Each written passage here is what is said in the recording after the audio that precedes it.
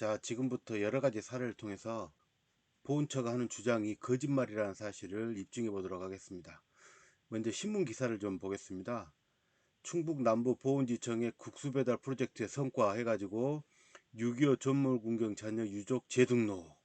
그 내용이란 건 뭐냐면 충북 남부 보훈지청에서 적극 행정의 일환으로 국수배달 프로젝트를 통해 오 모 씨를 6.25 전몰군경 유족 재등록 결정했다. 국수배달 프로젝트는 국가가 숨어있는 수당을 찾아드립니다의 줄임말이다. 그러니까 이분이 전몰군경 유자녀신데 재등록을 하지 않아서 권리부활 신청을 하지 않아서 수당을 못 받고 있다가 2019년에 충북 남부보훈지청에서 이분을 찾아서 권리부활 신청, 재등록 신청을 하도록 도와드렸다. 그래서 수당을 받게 되었다. 이렇게 성과를 자랑하고 있죠. 또 이분도 마찬가지입니다. 제적된 전몰군경 자녀 재등록 결정, 잊혀진 보상, 적극 행정으로 찾아준 유족 재등록. 이분도 2019년에 재등록 권리부활을 통해서 이때부터 수당을 받게 되었다. 이렇게 적극 행정의 일환으로 수당을 못 받고 있는 전몰군경 유자녀들을 찾아서 수당을 받도록 도와드리고 있다. 이렇게 성과를 자랑을 하고 있습니다. 언뜻 보면 참 훈훈한 기사죠. 그런데 이 기사에서 주장하는 것은 이 내용이죠. 전몰군경 유족 등으로 등록되어 있다가 권리소멸, 이분들은 다 지금 유자녀들입니다. 등록을 신청하도록 해야 된다. 등록 신청서를 접수를 해라. 무슨 얘기냐면 전몰군경 유자녀들이 만 20세가 되어서 권리소멸하면 이렇게 순위 변경하는 것은 등록 취소와 마찬가지다. 그러니까 이분들이 다시 보상금을 받을 권리를 행사하려면 재등록 신청을 해야 된다. 권리부활 신청을 해야 된다. 이 말이죠. 이것이 거짓말이라는 사실을 우리는 이미 다 알고 있습니다. 그러면 정말 많은 것을 양보해서 보훈처의 이 주장이 사실이라면 2001년 7월부터 유자녀 수당을 받기 시작한 분들은 이렇게 재등록 신청, 권리부활 신청을 했을까요? 한번 보겠습니다. 이분은 양모 유자녀신데 1961년도에 전몰군경 유족으로 등록되셨습니다. 그리고 여기를 보면 신규 등록 처리일자 해가지고 1961년 그대로입니다. 이분은 재등록에 관한 사항은 아무것도 기록된 것이 없습니다. 권리부활도 없습니다. 그러니까 이분은 권리부활 신청, 재등록 신청 이런 거하고 아예 관계가 없는 분이에요. 그렇지만 이분은 2001년도 처음부터 유자녀 수당을 받아왔습니다. 보훈처의 주장이 거짓말이죠. 그런데 경기남부 보훈지청은 여기에 대한 변명을 이렇게 합니다. 국가유공자 등 등록 신청서는 당시 순위 변경 신청서로 가름한다. 그러니까 순위 변경 신청서가 곧 등록 신청서, 재등록 신청서, 권리부활 신청서다. 이 말이죠. 아니 그러면 여기에 재등록 일자라든가 부활 일자라도 써야죠. 그러면 그 순위 변경 신청서가 어떻게 생겼는가 볼까요? 이게 그 순위 변경 신청서입니다. 그러니까 이분의 어머니 저물구 처가 사망해서 이분으로 수권자가 변경되는 것, 이게 등록 신청서라는 거예요. 보훈처가 얼마나 큰 거짓말을 하고 있는지 아시겠죠? 자, 또 다른 유자녀의 사례를 보도록 하겠습니다. 홍모 유자녀님. 이분은 1961년 9월 달에 전몰군경 유족 유자녀로 등록이 되셨네요. 그리고 신규 등록 처리일자가 1984년 12월 1일이네요. 이것은 군사원어보상법 등 7개의 법률이 국가유공자법으로 통합될 때 군사원어보상법 시절에 자료를 모두 이기한 겁니다. 전산으로. 그 날짜가 바로 1984년 12월 1일이라고 우리는 알고 있죠. 그런데 이분도 재등록에 관한 기록은 하나도 없습니다. 부활 일자 뭐 이런 기록도 없어요. 단지 순위 변경 일자만 있을 뿐입니다. 그리고 이분은 아무것도 제출하지 않았습니다. 여기 보시면 정보공개 청구를 할 때 국가유공자 등 등록 신청서가 있느냐 물어봤는데 공개 내용에 보면 국가유공자 등 등록 신청서는 아예 없죠. 권리부활 신청서 같은 것도 없습니다. 그러니까 이분은 재등록 신청이니 권리부활 신청이니 이런 거 하지 않았습니다. 그렇지만 이분은 처음부터 2001년 7월부터 수당을 받아오셨습니다. 보훈처가 거짓말하고 있죠. 권리부활 신청, 재등록 신청 같은 거 하지 않았습니다. 이분도. 자, 또 다른 사례를 보겠습니다. 전모 유자녀님, 이분은 1962년 1월 1일 등록이 되셨습니다. 그리고 1984년 12월 1일 신규 등록 처리되셨네요. 그런데 재등록에 관한 기재가 있네요. 재등록 일자는 98년 7월 25일, 부활 일자도 7월 25일로 되었습니다. 그러면 이분은 무엇을 작성해서 제출했을까요? 보니까 등록 신청서를 작성해서 제출했습니다. 그런데 권리부활 심사 결정을 했네요.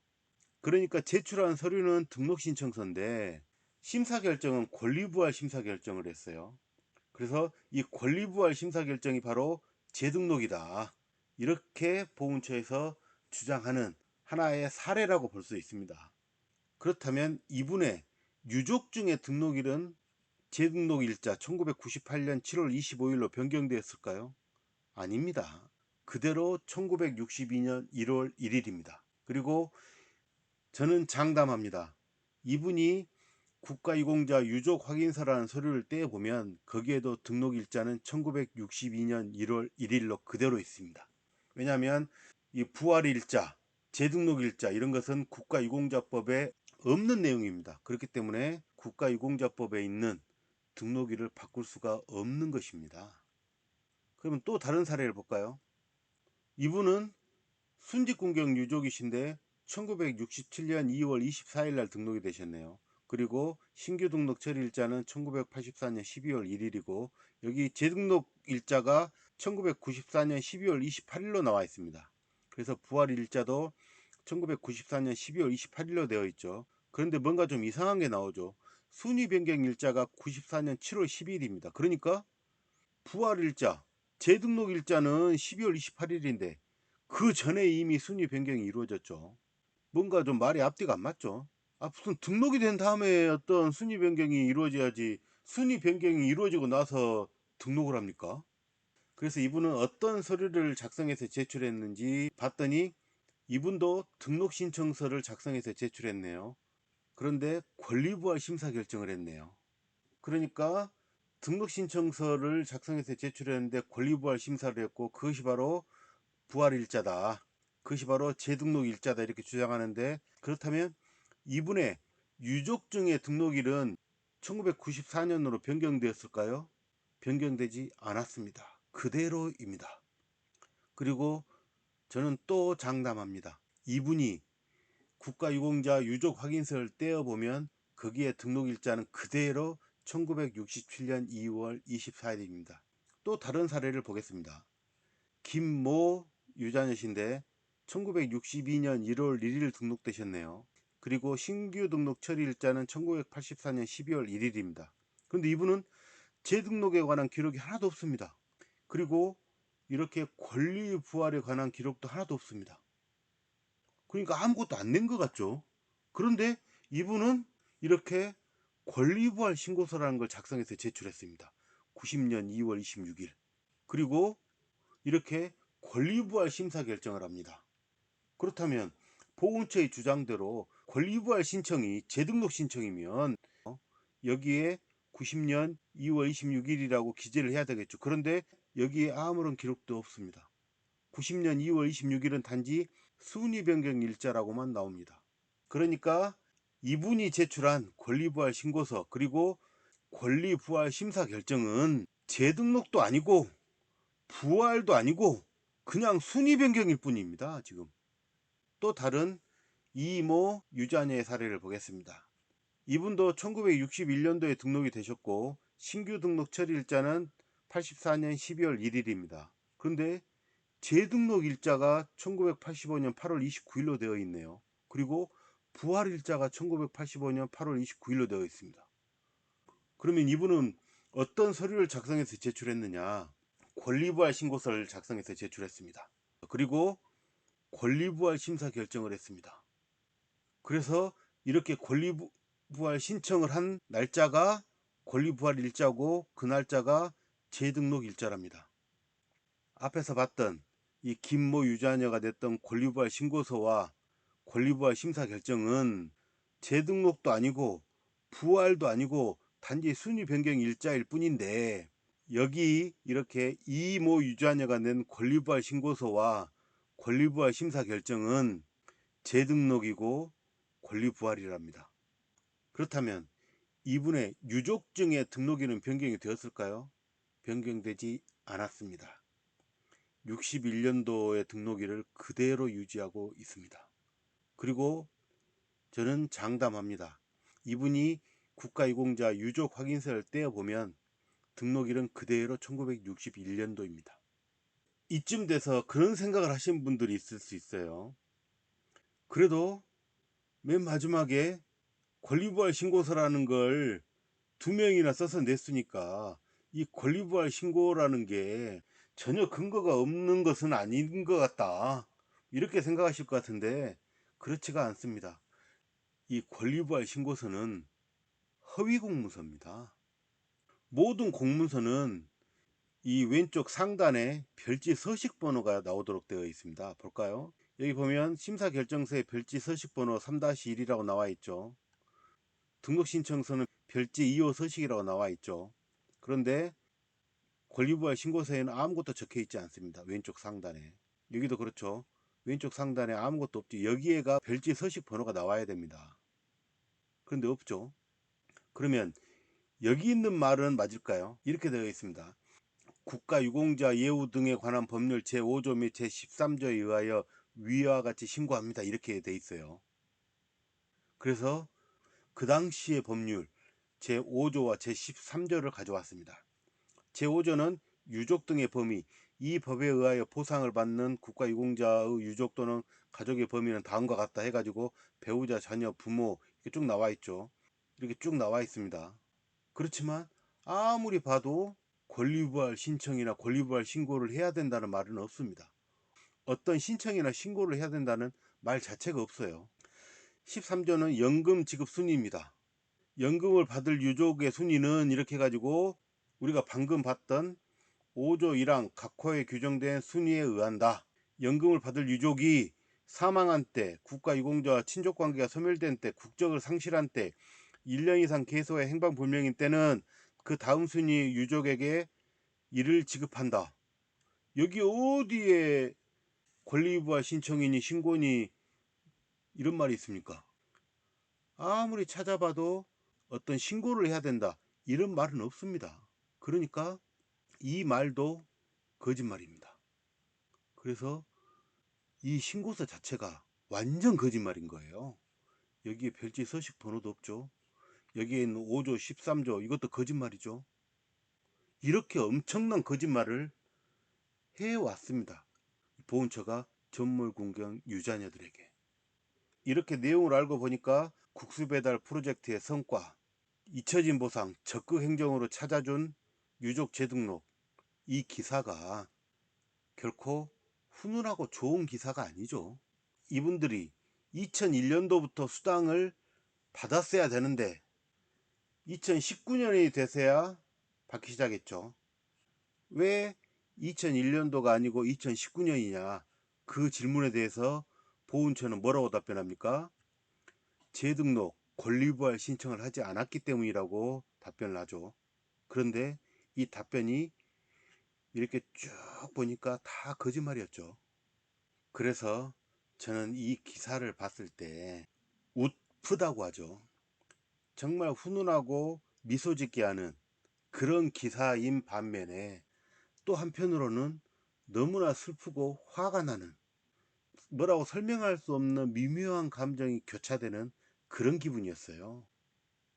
이렇게라도 그 마음에 진 빚을 갚으려고 하는 노력은 옛날부터 있었습니다. 여기 보시면 이렇게 2002년 9월 달에 전몰군경 유족회 회장님이 정하택이라는 보훈 공무원에게 감사패를 수여합니다. 무슨 얘기냐면 2001년 7월에 수당 제도가 생겼죠. 그러니까 이분이 114명의 주소를 일일이 찾아가 가지고 권리부활 신청하세요 해가지고 이분들이 모두 유자녀 수당을 받게 되었다는 거예요. 그래서 고맙다고 유족회 회장님이 감사패를 수여했습니다.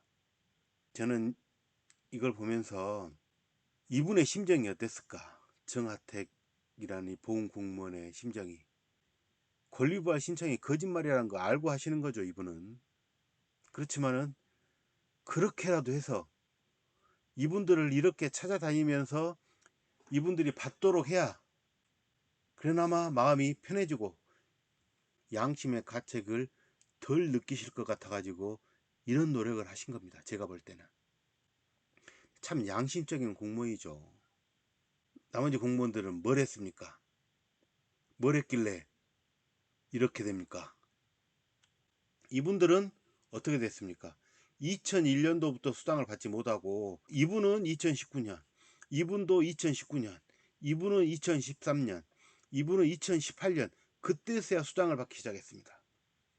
이 두 분이 못 받은 수당은 한 1억 4, 5천 될 겁니다. 이분은 한 7, 8천 됐고 이분은 한 1억 3천이었죠. 벌써 이 4명만 해도 얼마입니까? 이 네 분이 2001년 7월부터 수당을 받지 못한 이유는 딱 한 가지입니다. 2001년 5월 18일에 시행된 6.25 전월군경 자녀수당 지급에 따른 명단 및 안내문 송부, 이 공문에 딸려있던 이 안내문을 받지 못했던 것 뿐입니다. 2001년 5월 누구누구 전월군경 유자녀 귀하 경의를 표합니다. 올해 7월부터 월 25만원의 수당을 지급하도록 하였습니다. 계좌번호가 기재된 면의 예금 통장 사본을 제출하여 주시기 바랍니다. 이 종이 한 장을 받지 못해서 이분들은 1억 4, 5천, 8천, 1억 3천만 원이라는 돈을 받지 못하신 겁니다. 이런 분들이 딱 이 4명이겠습니까? 저는 몇백 명이라고 봅니다. 최소한. 그러면 몇백억입니다. 더 중요한 건 뭔지 아세요? 아직도 못 받고 있는 분들이 계시다는 거예요. 2019년에 이렇게 찾았죠. 충분히 찾을 수 있는데 안 찾고 있는 겁니다. 지금 이렇게 큰 죄를 지어놓고 이렇게 수많은 사람들의 인생에 이렇게 큰 상처를 남겨놓고 보훈처 공무원들은 지금도 거짓말만 하고 있습니다. 이 죄를, 이 업보를 어떻게 씻어내려고 그러는지 모르겠습니다.